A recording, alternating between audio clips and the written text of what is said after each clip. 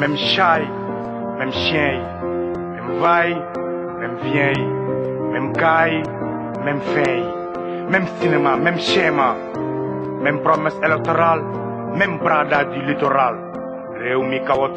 Ça se passe au Sénégal, c'est l'émission phare sur Adjo News Radio. Babacar Buzz Diédhiou et ses chroniqueurs discuteront du rôle de la première dame et du droit à la manifestation ce lundi 10 novembre 2014 à 20h heure Sénégal. Thème 1, première dame, son titre, sa fondation, son argent. Thème 2, le droit de manifester est-il un droit fondamental? Marche des libéraux. La manifestation, un droit constitutionnel ou un droit qui dépend des humeurs du président de la République. 20h, 22h, c'est l'heure du débat sur Adjo News Radio. Participez par Skype en tapant Adjo News Radio.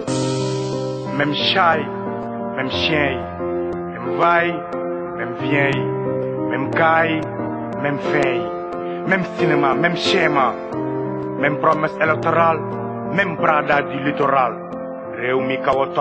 Oui, bonsoir à vous tous qui nous écoutez. Vous êtes sur adjonews.info, Adjo News Radio, et c'est le débat qui continue toujours les lundis chargés. Vous savez, après Confiance, ça ne passe pas au Sénégal. Ça passe pas au Sénégal, c'est l'émission qu'anime Babacar avec ses chroniqueurs. Ces chroniqueurs ne sont plus à présenter. C'est Ndiaga Diouf, un travailleur social, mais aussi toujours avec nous Mass Badi depuis Pologne qui va participer à cette émission. Le thème, c'est la francophonie. Pourquoi la francophonie? Vous savez bien, c'est le contexte qui l'oblige. Le contexte, c'est quoi? C'est le 15e sommet de la francophonie ici même à Dakar dans quelques jours. Ce qui nous fait poser la question, à quoi sert cette francophonie? À quoi sert cette francophonie? On le sait, pourquoi pas? On se pose la question, à quoi sert? Quelle est l'utilité de cette francophonie, mais aussi quelle est son importance, à quoi, qu'est-ce que nous rapporte cette francophonie?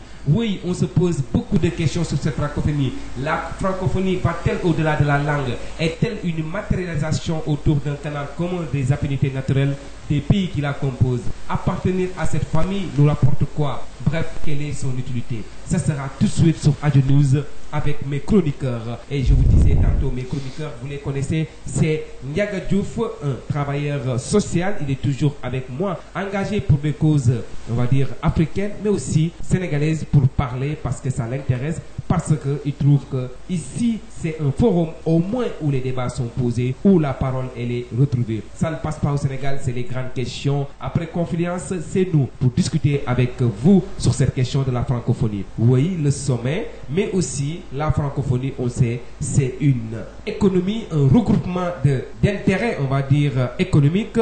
C'est un regroupement de la France, c'est le précaré de la France, et c'est beaucoup de choses, et de cela que nous allons parler aujourd'hui tout de suite. Mais avant de commencer, nous allons essayer de voir, est-ce qu'il est là déjà? Mass, allô, bonjour Mass. Oui, alors je vous entends bien. Bonjour Babacar, bonjour mes co-débatteurs. On va dire bonjour aux auditeurs de Radio Adjo News. Ils sont là, Mass, il est là, bonjour. Bonjour Mass. Oui, c'est Ndiaga Diouf. Ndiaga Diouf, co-débatteur, comme tu dis, chroniqueur de cette émission qui est là, qui te dit bonjour. Ok, donc nous avons Mass Badi aujourd'hui, nous avons toujours Ndiaga Diouf, nous avons certainement, il va arriver, il s'appelle Mahamadou Rassoulou Diouf, il est militant de l'APR, il sera là dans quelques minutes pour défendre certainement son président qui est un grand défenseur de la francophonie. Nous avons certainement, il est syrien, il s'appelle Abdel Razak, il a du mal à se connecter, il est syrien, c'est... La Syrie aussi a cette partie de la francophonie, ah bon? Malgré des problèmes. La Syrie, oui, une partie de la francophonie. Comme on voit, c'est pas que l'Afrique, c'est partout cette francophonie. Donc nous allons essayer de joindre un petit peu Mendy qui va nous parler toujours de cette francophonie, tout neuf qui doit participer à ce débat. Mais d'abord, commençons par Ndiaga. On reviendra sur cette petite tout neuf qui va nous faire un rappel, c'est notre journaliste à Paris, un rappel de cette francophonie. Oui, voilà, il est là tout neuf. Tout-Neuf me dit bonsoir Tout-Neuf. Oui, bonsoir à tous. Oui, Tout-Neuf, tu connais bien donc les débats sur Radio News.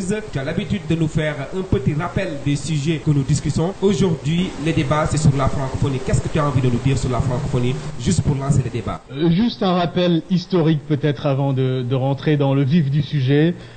Le mot francophonie apparaît pour la première fois en 1880 sous un géographe qui s'appelait Onésime Reclus. Voilà, la francophonie pour désigner cet ensemble que constituent toutes les personnes qui, sur la surface de la Terre, s'expriment donc en français. Mais jusqu'en 1960, le terme sera très peu utilisé. La francophonie comme concept et comme réalisation ne prend en effet son envol qu'après la fin théorique de la colonisation, et ce grâce à trois phénomènes. D'abord la décolonisation avec l'adoption du français comme langue officielle et langue d'enseignement pour les nouveaux États indépendants et donc souverains. Ensuite ce sera le boom des moyens de communication qui vont comme ça permettre aux francophones dispersés sur les 5 continents de pouvoir donc dialoguer et de s'organiser plus facilement. Et enfin, l'affirmation d'une revendication identitaire francophone. Et quand je dis cela, je pense au Québec notamment. Ces trois phénomènes-là, pris ensemble, vont redonner souffle et vigueur au mot francophonie et le charger de nouveaux sens. On va se former des associations par là, par ici,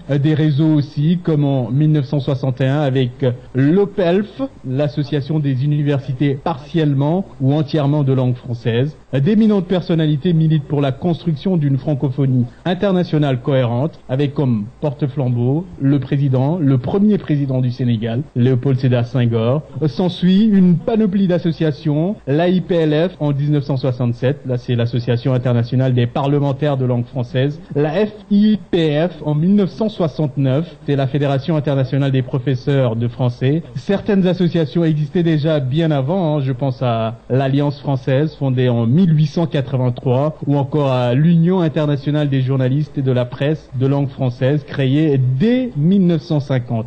La troisième grande période de l'histoire de la francophonie va s'ouvrir au début des années 80 lorsqu'un autre ancien président français, François Mitterrand cette fois-ci, décide de donner au plus haut niveau une dimension politique à la francophonie en organisant pour la toute première conférence des chefs d'État et de gouvernement des pays ayant en commun l'usage de la langue française. C'était en 1986, 41 participants y étaient. Depuis lors, les sommets se succèdent tous les 2 ans. 1987 Québec, 1989 Dakar déjà, 1991 Paris, 93 île Maurice, 2002 à Beyrouth au Liban, il y a 2 ans, en 2012 donc, à Kinshasa, et donc 2014, à la fin de ce mois, ce sera à Dakar, et c'est en 1984 qu'a été institué le Haut Conseil de la francophonie. Pour la première fois, le mot francophonie va apparaître dans le cycle, dans un socle même d'une institution officielle française qui se trouve être par ailleurs, disons-le clairement, majoritairement composée de personnalités non françaises, Afrique, mais ailleurs aussi, vous le disiez à l'instant. Le message symbolique est fort, il s'agit pour tout ce qui touche à la francophonie d'associer la France à l'ensemble de ses partenaires francophones et de ne plus limiter la réflexion et l'action à la seule promotion de la langue française, mais de l'étendre comme ça à tous les aspects de la coopération francophone, économique, scientifique, technique. 2 ans plus tard, 1986, Jacques Chirac, l'ex-président français, crée pour la première fois dans l'histoire de la France le ministère de la francophonie. Aujourd'hui, le portefeuille est dévolu à Annick Girardin, qui n'est pas ministre, mais juste secrétaire d'État chargé du développement et de la francophonie. Pour saisir le rôle que jouent à présent les francophones sur la scène mondiale, il suffit de se référer, si je puis dire, au sommet de l'île Maurice, je vous le disais à l'instant, et à l'événement capital qui s'y est déroulé. En clair, le relais des 47 pays francophones réunis à cette occasion, ils ont pu comme ça faire triompher l'idée de l'exception française, l'exception culturelle française. C'est quoi? L'idée que la culture n'est pas équivalente à une simple denrée économique traditionnelle par exemple, que les produits culturels comme l'art, le cinéma, ne doivent pas être taxés au même titre que le pétrole, par exemple. En gros, la francophonie se veut comme ça une communauté axée autour de 3 points. La communauté linguistique à travers le français, la communauté politique et le 3e point, la communauté de valeurs et d'idéaux partagés. Eh bien sinon, à quoi bon s'organiser, j'ai envie de dire, en effet, si on n'a pas d'idéaux à proclamer, de messages à diffuser, comme ça, à travers le monde. J'ai été long, je voulais juste terminer en disant quand même que la francophonie